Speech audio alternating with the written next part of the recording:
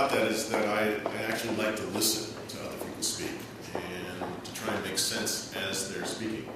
So you won't see me with my laptop screen up, and you won't see me with tweets contributing to the dialogue, and that's not a product of unacceptance or non-acceptance of the technology. It's just that my ability to concentrate is such that I need to actually listen and to see the words in my mind as people speak them. And so I'm not going to try and fill up the screen with material, and it's uncomfortable for someone who works in a consultancy not to use PowerPoint, but I'll do it anyway.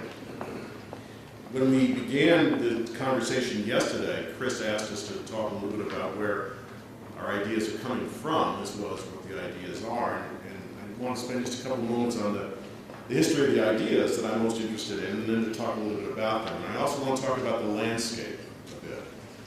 Since the title of this session is about landscape, I wanted to talk a little bit about the topography of social technology and the organizational dimensions of that. I have additional ideas that I'll share during the course of the day, but I want to talk a little bit about what it is that we've learned from the research that we've been doing in the Institute that I lead. So where do my ideas come from? Well, in 1996 I wrote a book, and of course people write books all the time, so the fact that I wrote one is no news, but to me it was a very important book because in 1996 I wrote a book called What Machines Can't Do. And I wrote that book in part because I was tired of the kind of technological determinism that tended to characterize a lot of social science, but I was also equally tired and somewhat frustrated by the predominant academic Marxism, which focused on the idea that technology is all about control and failed to recognize that there's an awful lot of choice involved in making decisions about technology, which one will be used and which one. It's probably my phone. I'm turning it off, but these are my notes for tonight, too. So I'll back it up a little bit. How's that? So I wrote about what machines can't do, with the idea being that there's an awful lot of choice that gets made inside of organizations, both on what technologies to develop and what technologies to deploy and how to deploy them. And if you look behind the history of any major technological choice, you come to discover a lot of people with great ideas, but also a very strong view on the way the world should work. And that in many respects, technology is their vehicle through which to express what Andreas was referring to earlier as identity and the importance of that, but also the very basic thing that human beings want to do, which is to express meaning and to have that meaning understood. So engineers were expressing a view of the way the world should work. People in finance were expressing a view of the way in which the world should work. People in operations, people in unions, and people who are the ultimate end users of technology were expressing ways in which they felt the world should work. And the confluence of those, often a power process, a political process, resulted in the technologies that we use. Technology doesn't come from simply the laboratory, it's a series of choices. And the question is who actually gets to make those choices. Later, though, I got interested in something that had to do more with strategy, which is really how it is that people become leaders. I wrote a book with Warren Bemis called Geeks and Geezers. It doesn't translate very well, but fundamentally it's about older and younger people and what they can learn from one another. And one of the most critical things we learned in doing that research was that when you ask people to talk about times in which they learned something important about themselves as a leader, arguably as a human being, nobody talks about an MBA program. Nobody talks about a formal leadership development program. Those are important things, they're quite valuable. But more often than not, the experiences, what I later came to call crucibles, that really shaped who people are and how they behave were events that often occurred outside of work, in the family, on a playing field, in a conflict situation. And the reality is that people do learn from experience. The question is which experiences will teach them important things. So for my concern at that time became one increasingly of how do we structure experience so that people have the opportunity to learn what they want to learn, not what it is necessarily that we want them to learn. And then finally I had the opportunity to do some work with a guy named Rob Cross at the University of Virginia, focusing on social networks and how they operate, but probably more importantly, how we can begin to see them. See how they operate, see how they evolve and change over time, not simply static social graphs or diagrams, but the idea that networks are themselves changing continuously and ought to be viewed as such. Well, those are the ideas that got me to where I currently am. So let me talk a little bit about what we see as the technology landscape when we talk about social technology, particularly as how it applies to organizations. It's going to be said, it's been said already, it'll be said many times during the course of these 2 days, that consumer IT has had an enormous effect on the way in which people in organizations use information technology. We were talking this morning, Wolfgang and I, about the fact that our personal computers probably will no longer belong to us. They may very well be owned and operated by a separate entity. All we're concerned about is the functionality. Well, in many respects, when we did a little survey quite recently of patterns of use of personal technology at work, we're coming to discover that not only is it very clearly age-related, but it's also very much related to where you are in the global economy. That is, young people in emerging high-growth markets not only prefer to use their own technology, in part because their organizations often don't provide it to them or provide good enough technology to them, but also it's supplanting existing technology in their organizations. Smartphones, iPads, and the like are not simply a matter of choice and preference, they are becoming the platform for doing business in many high-growth markets. Increasingly, we're discovering that social technology is making it possible for all work activities to be online all the time, meaning that we move from document-centric to process-centric to now increasingly activity-centric uses of technology. So rather than putting things into SAP and the Bond, Oracle, and the like, so that we can have the best possible process, increasingly it's focused on supporting activities that themselves can be reconfigured virtually at will. We're finding that things are becoming increasingly screen-centered.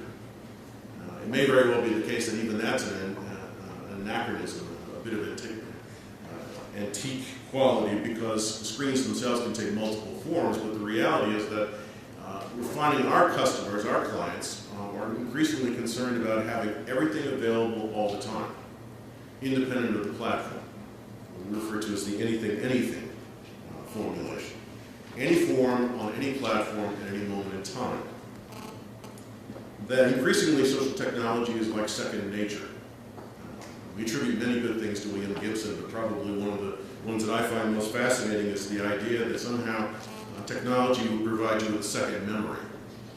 Many of us have experienced a situation of being in a city where we haven't been for many years, having been there once before, and just as we arrive at a landmark before we actually arrive, recognizing that you've been there before and that you know what comes next.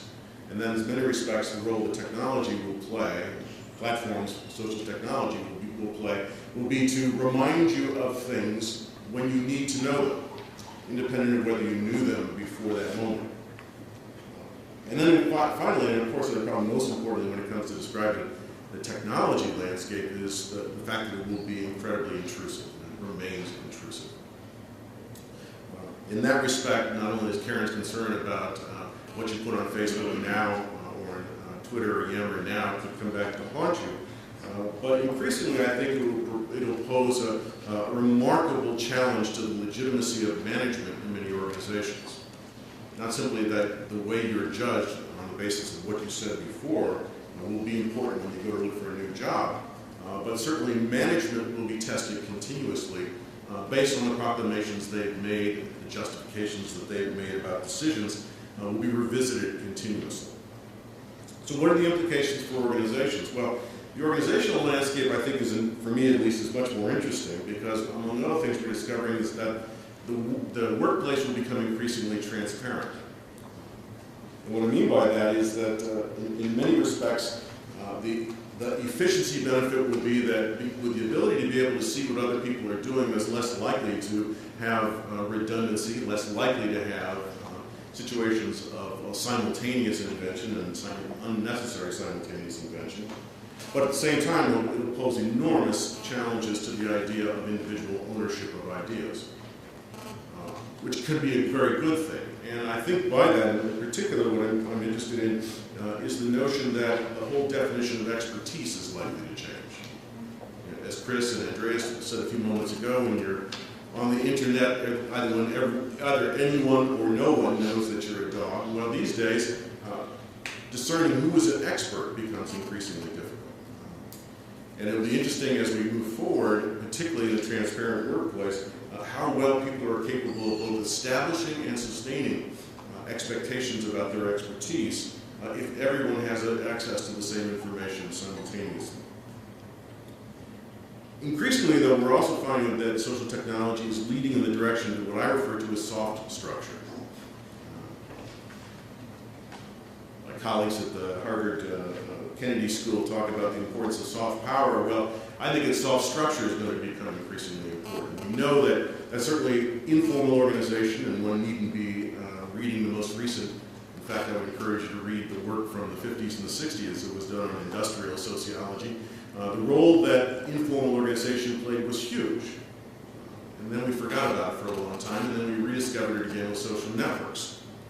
But the reality is that soft structure is more like activities that can be immediately reconfigured, emergent or latent structures or networks that can be identified and leveraged, and probably as importantly that they can be dissolved. That no longer will we be creating business cards and therefore organizations around them, but rather we'll be creating networks which themselves can be reconfigured rapidly. All of that is going to put a premium on our ability to be able to support peripheral awareness. Anyone who's played in a massively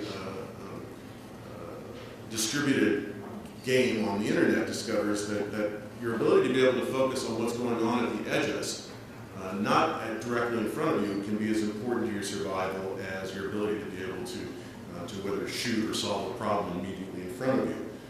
The reality is, in soft structures, what will be very important is your ability to be able to notice things that are going on around you, without necessarily having to be actively involved in them. And I think that in many respects what social technology will allow us to be able to do is to increase the awareness. Again, not from the point of view of what Shoshana Zuboff wrote about a number of years ago, of creating a panopticon for management to control and observe everything, but rather to radically decentralize so that people who are involved in parallel activities will be able to get a better sense of what someone else near them is doing and to leverage their solutions. Which leads me to a final point about the importance of lateral thinking. Because it strikes me that if you have peripheral awareness, that doesn't necessarily mean that you actually leverage somebody's activity that's going on beside you, but you need to be able to instead identify classes of phenomena that are related to one another.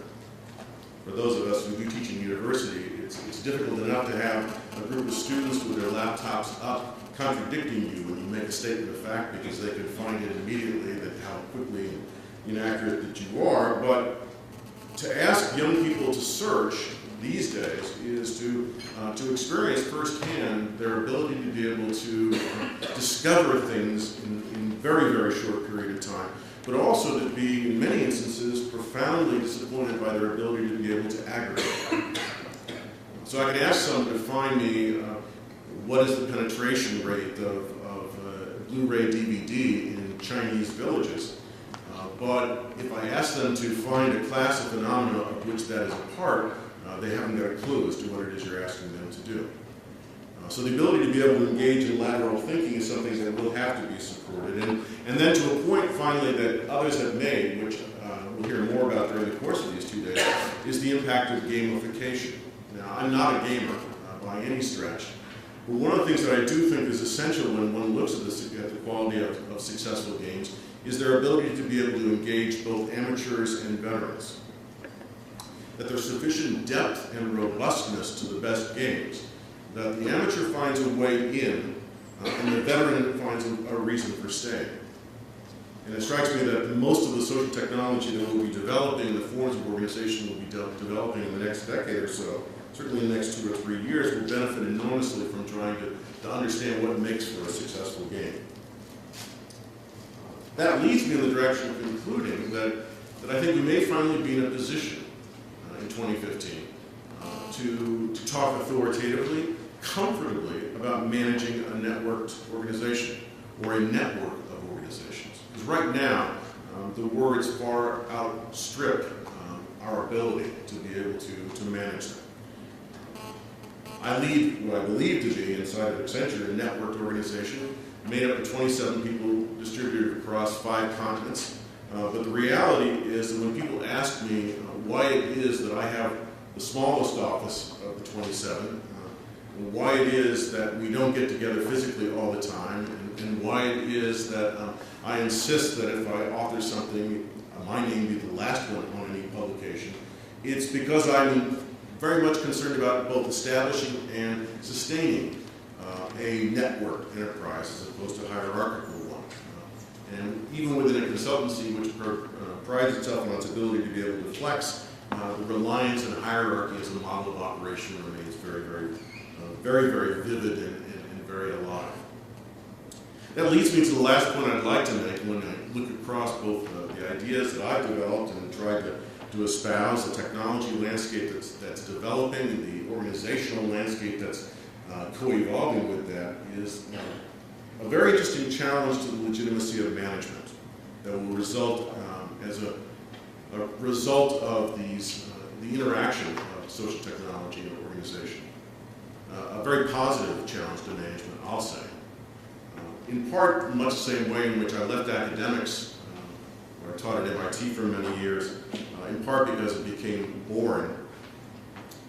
But I also recognized that having one tenure would be the death knell to my creativity. That in fact, one of the most important things that we have in transparency, and particularly the ability to be able to share information instantaneously, is a demand that every expert has to renew his or her license to profess as an expert on a daily basis, rather than relying on a single certification. And that applies to management as well. That the existence of management will very much be a question of being able to demonstrate impact and utility on a routine basis, as opposed to simply acquisition of the position. Let me stop there and see if there are any questions or comments that I can